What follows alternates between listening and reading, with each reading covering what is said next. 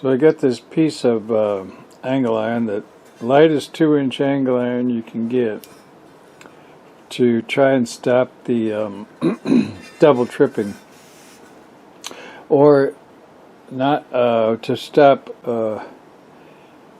keep it from falling off. It could still double trip or even triple trip. I'll show you when I install it, but at least ways with this in here, it shouldn't be able to fall off entirely, you know. And so I'm going to cut this with, I got this marked, I'm going to cut this with that circular saw there. It's got a metal blade in it. I'm going to wear a gas mask and earplugs, and I'm going to mount the angle iron in the vise. I'll show you, I guess, after I get it hooked up. This is a low-cost saw because the dirt from this operation doesn't go well with saws, power saws. I wish I had earmuffs, but I can't find them. I need to buy more. But there's several around here. I also need to have a special place to keep them. But anyway, this will probably work for a short time. Well, that went about as I expected. No better, no worse. It's a dirty operation, noisy, sparky, but that's about what I want. Looks like there might be a little curve, the wrong direction right here, but I don't know. Also, I got to cut this off. I might do this. I might do this outdoors since it's dirty. But then again, I might not, since it's nice to clamp it. Did it right there. That wasn't too bad. I might go ahead. Did I mark the holes on this? I didn't mark the holes. I'm going to take this out. Or did I?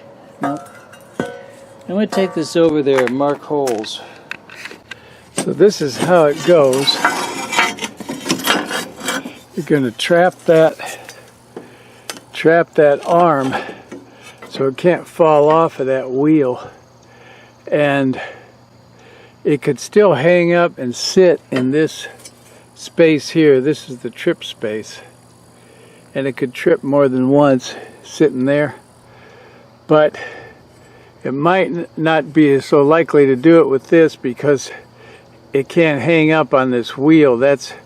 I think that's why it's double tripping in this area. It's hanging up on something. So it should get here, and then the gravity should cause it to drop. So if this is here, it can't swivel as much. If I'm on a hill, it might want to tilt, and it won't be able to tilt as much. I'm hoping this won't restrict it at all, but I can always make that slide a little bigger if I have to. But this time I'm going to go ahead and mark a couple holes here and here, and probably use about that size hole, about a 3/8, I guess that is, or 5/16. And actually I got to go feed the goats before the sun goes down. See, I think it'll slide pretty well. See, it could hang up if it could tilt that much, but I don't think it can tilt that much. It can tilt a little, but not that much. So, in fact, I can show you right here how much it can tilt right here. That's how much it tilts. Possibly a little more. What I'm doing today is I'm installing this piece of angle iron that I made. That is to say, I drilled holes in it, cut slots in it, and painted it. I didn't extrude it. And it's going to go on this baler to hopefully solve a problem. The problem is that this sometimes this fell off at one point and made a problem, big problem. Fell off this wheel because it just keeps tripping at that point. So, and I think the reason it fell off was it tilted because it's kind of loose here. And at one point I had thought about trying to tighten up this, but I decided kind of a more radical solution, but seemingly more reliable, was to trap this arm in this piece of steel like that, so it can't wobble. And I've got heels and stuff, so it can't fall out of there. It looks like I could have maybe made that slot a little bigger, but I've already got it ready to go. I got the holes. I'm going to try it and see if it works. See if I do it that way, then that slot looks bigger. The one thing I could still do is it can sit in here. That was kind of dumb how I did that. In that slot there, that's when it trips, and after it trips, it's supposed to drop down by gravity. But I've seen it sit in that slot for 2 trips instead of 1. And I don't know if this will help that or not, but it might, depending on, as I said before, if I'm on a hill and it's kind of twisted. Now, one problem I'm going to have installing this is I have to put the bolt in. I got some 3/8 bolts and I had to put them in through here. Well, there's a wire. Is that a wire? Or no, that's a plant material. Kind of like a wire. Look at that. It's a vine of some sort. But so what I was going to try and do, rather than dig all this hay out, which is a big chore, I'm going to try and use this battery-powered sawzall. And these blades, one of these blades work better than the others probably, and try and just cut this hay out enough to get my hand in there. Actually, this blade seems to work really well. It's kind of hard to do with one hand, but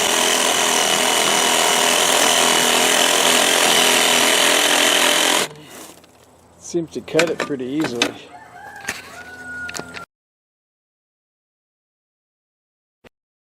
So, replacing this shear bolt, which didn't shear and allowed this to break when this was multi-cycling. Now, at the time, it's probably just as well if it didn't, because if it had have sheared, I would have lost my needles because of the blocker. This blocker wasn't working. Plunger blocker. But I got the plunger blocker working now. So, now the other question is, was this a shear bolt? And the way it's got NH stamped on it makes me think it probably was a shear bolt. And this one I got off the internet. It says it's a shear bolt. It's got 3 lines on it. It's pretty hard to know. I might take and wang it, put it in the drill and wham it and see if it breaks, but I'm just going to go ahead and replace it now. I've got to make hay. You don't put these in tight, so this nut needs to have a resistance to coming off, which it has some.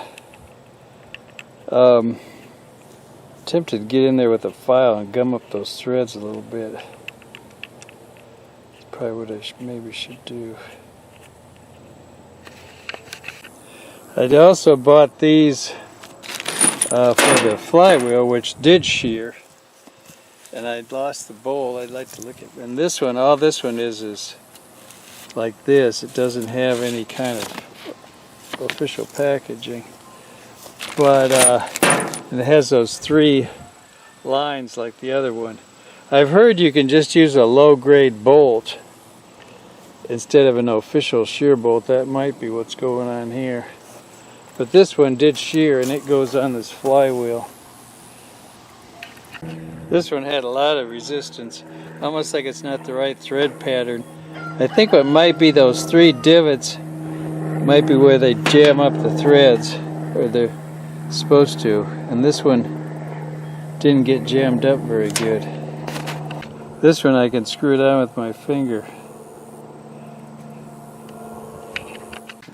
I'm going to try and make hay today, and I have one adjustment I have to do on the baler that I'm worried about. Actually, anyway, that's it. I'm gonna, I got this information from another guy on YouTube, and I'll enclose a snapshot of that. I'll tell you too, I looked and looked and looked for it. I looked in the history, because I lost it, and then I did a kind of a search, but the AI search is the best. And I said, why does my New Holland 273 baler wrap twine around the bill hook? And AI took me right to the video, and right to the part of the video that talked about it.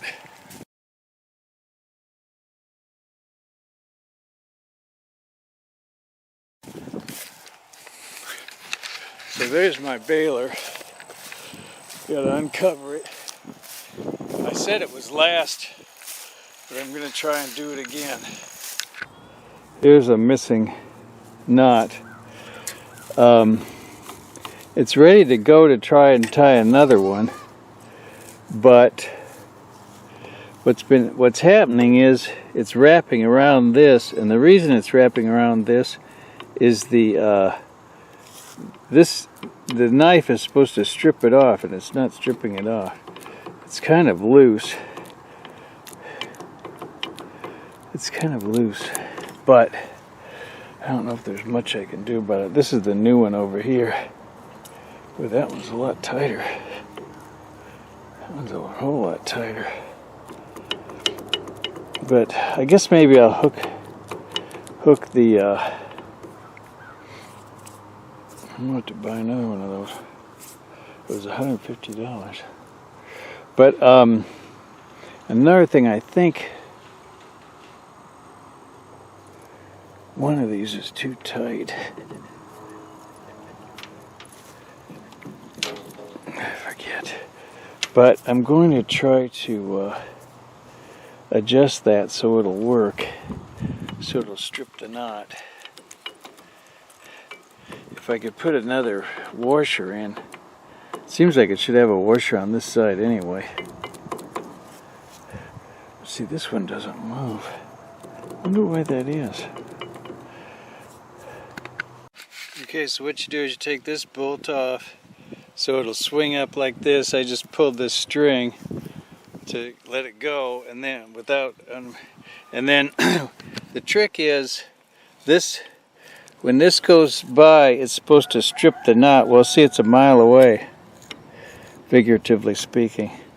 So what I had to do is hit it with the hammer here. That's what the guy said. Hit it with the hammer there. And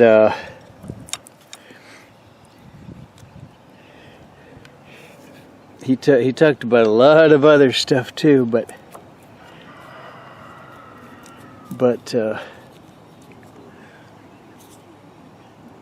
this is the problem I'm having right now, and that's what I'm going to do. And also, so it really, well, I was going to try and do something kind of crazy, and because I don't have a washer to take up that slack, but I was going to try and wrap a cotter pin around it. I don't know if that'll work or not. So I did. I wrapped that. I had to wrap it the wrong way because it was too fat the other way, but I did get it wrapped around. I don't know if that'll work or not. Maybe work for a while, I don't know. I'm going to try this leather hammer first.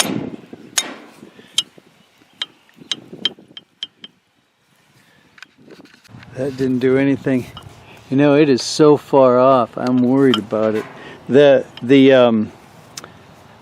Actually, the owner's manual said to bend it with the crescent wrench. I think I'll try that. But I couldn't bend it, and now I'm trying to use this hammer. I think I'm going to have to buy a new thing. The other one works good. I was hitting this tab right here, and I got it closer. I got it closer by quite a bit. I'll see if that works. This floats, you know. I don't know if I should give it another quick zap of grease. I maybe should, since I had it all cleaned. I only greased it once. It's working. This isn't haymaking weather. It's cool. It's cloudy. And this is, I said I wasn't going to make any more hay, so this time I really think this is it. But I think this is okay. Hey, pretty good. Pretty good bale. Pretty heavy, heavier than I usually do. See, I don't know why these things seem, you set them at a certain thing and they seem to get tighter. I'm loosening them up with this guy. I usually don't have them to where it cranks like that. I like a light bale because it's easier to throw, pick up and stuff. So it's cutting, it's tying knots. That's a heavier bale than I usually make. Hey, this bale of hay is no joke. One thing is, this thing's, I'm by myself, they tend to get in the way, but I made a double windrow this time because I don't remember what. But one thing too is, of course, the moisture level.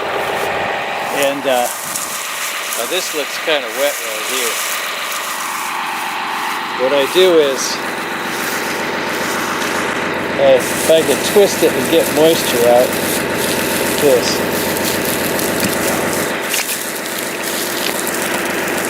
See, I feel like I almost, this is wetter than you really want. But let me do some of this one, like this one here.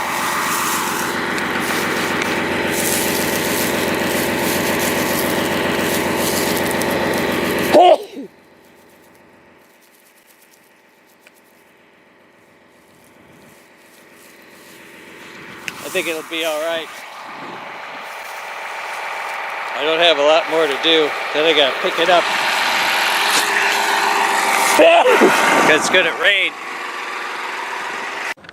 I can hardly believe it. I've had so much trouble baling hay this year.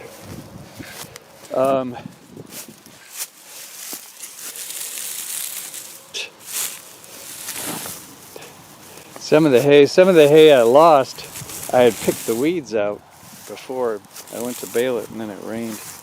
Now, I want to show you something right here. To me, every knot is a miracle. This one here, I don't like very much. It just doesn't have much of a tail. They say if you use this kind of twine, if you don't have a good knotter, you're better off with this kind of twine. It'll hold the knot better. But on the same thing, look, this one is really good, I think. See, it hasn't been pulled yet. But see, it's got pretty good tails. That looks good to me, and this one here looks good too. That's how they look before the bale pulls them. And these sit here, that holds it. This one ain't sitting yet, but it ain't pulled yet. See, when it starts pulling, and it sits in here. Actually, it's sitting somewhere in here, but somewhere down here it's tight. It's kind of crazy. My thing here seems to have worked. I didn't do any double trips. Oh, lordy, lordy. Now I got to get it picked up. It's nice and green. I like it when it's green. But we'll see, it might heat up. We'll see if it heats up. Now this time it's done for good, I think, for the season. I need another pool cover, pool liner. This one's kind of deteriorated. I need to jack this tire up off the ground, because it's really a lot of weight on it. I think that would help it. This tire's not so bad, but it's exposed. It's studded. Funny, huh? But I've read about that you're supposed to jack the tires up when you store it for a long time.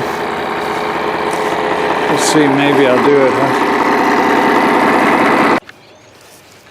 You can hear birds down there. You can't see them, but you can hear them. That's a familiar sound to my youth. So that's pretty good looking hay, I think. I like to see it when it's a little bit green, which isn't necessarily an expert's opinion, but I do like to see it a little bit green. I'll show you real quick. I'll shut this off. So this is hay which is not, or good hay which is not green. Particularly like that. Of course, it's kind of faded on the outside a little more than the inside, probably. This has a little greenness to it. But, so, it's not really an expert opinion as far as green hay is concerned, being good. But, I do like to see it a little bit green. Oh, one other thing well, two other things. Maybe three. So it's cold and rainy. Of course, it was dry for a week before I made the hay, but this is about the last hay you can make. It's late October, nearly Halloween. Made this hay yesterday, and oddly, it doesn't have any heat to it. There's moisture on the thermometer, but look, it's about 60 degrees inside the hay. And I don't understand it really, because it should have enough moisture to heat up, but you don't want hay to have moisture necessarily, but it's generally is supposed to heat up, I've heard, a little bit. But lately my hay has not been heating up. So what can I say philosophically? Winter is really the challenge.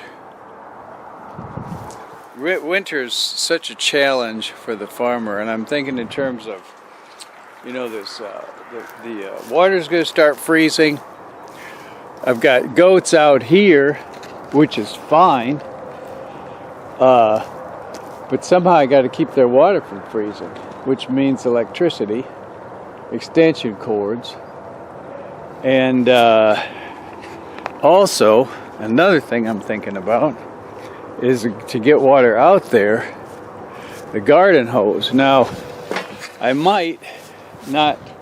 could use just like a 5-gallon bucket. In fact, could use a a bigger bucket on a trailer. But anyway, and then I usually have heat lamps for the chickens. I got the new chicken house here. I bought some stuff to cover this up, summertime, openings, and I'm thinking, but I still would have the ceiling. I'm thinking I need to put a ceiling in there to keep the warm air from escaping, and then a heat lamp. But So I've got, in other words, I've got new situations that I didn't have last year that I'm going to have to deal with.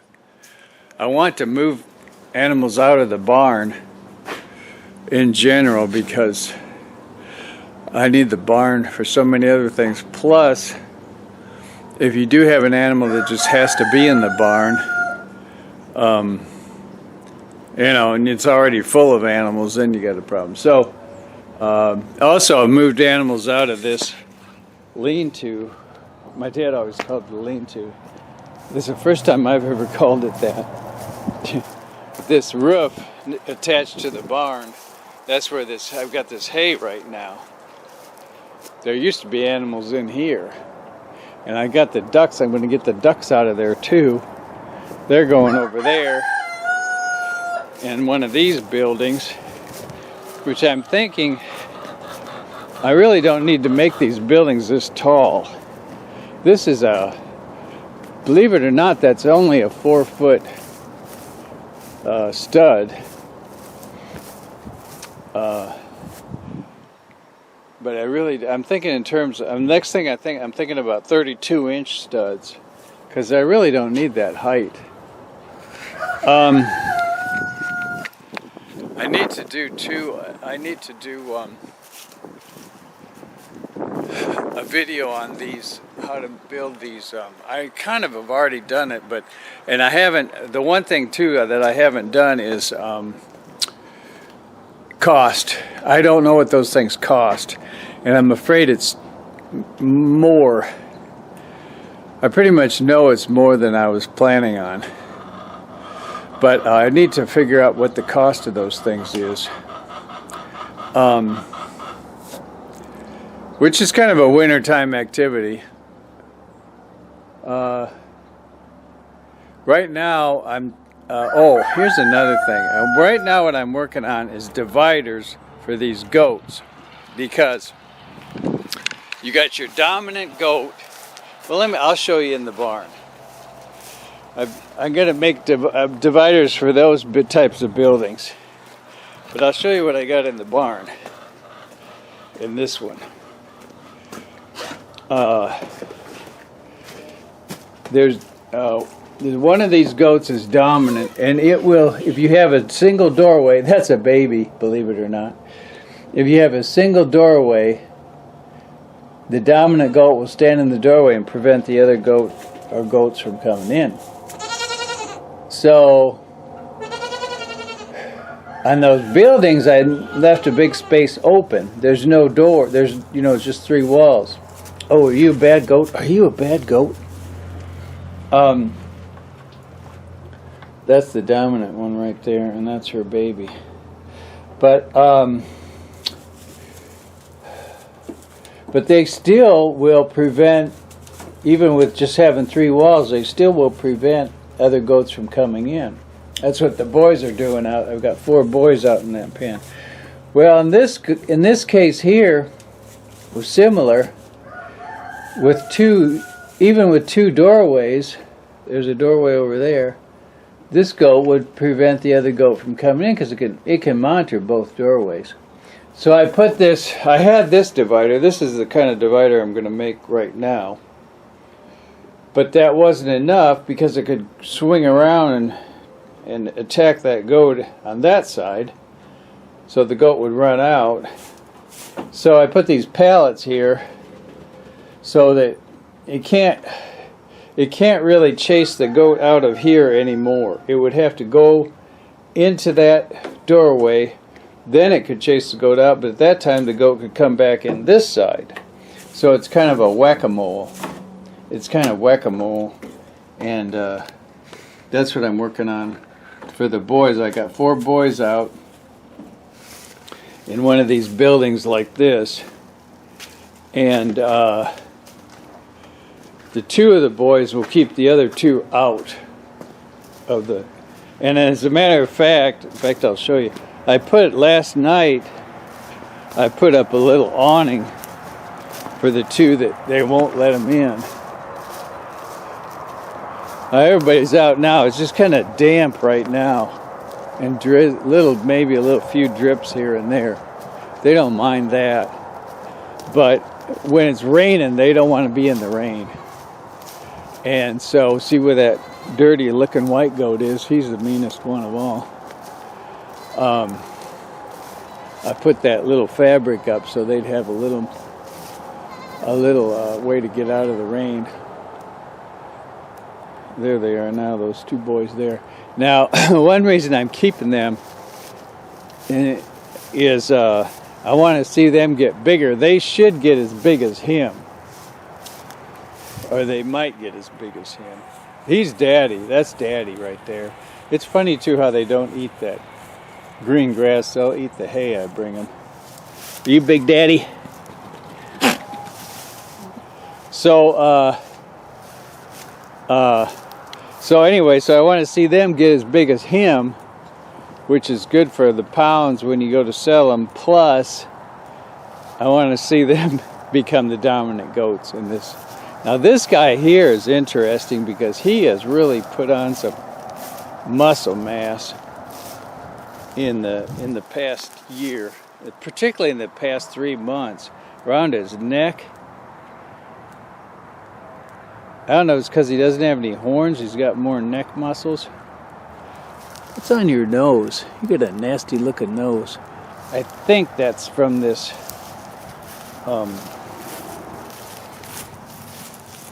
mineral bucket.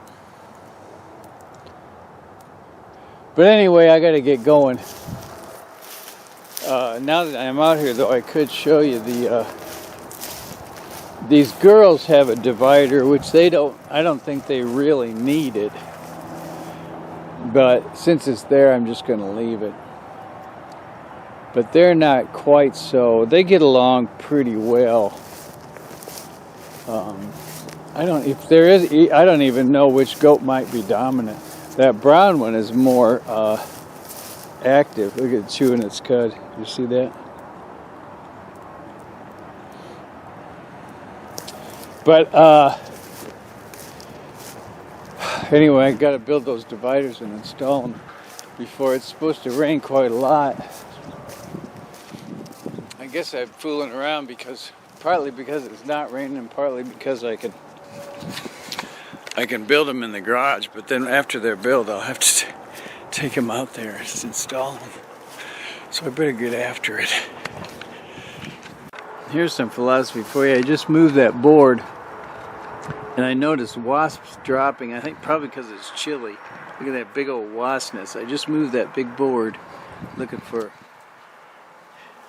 well, here's another philosophy. I'm going to blast it with this aerosol wasp killer because it's my barn. That's why.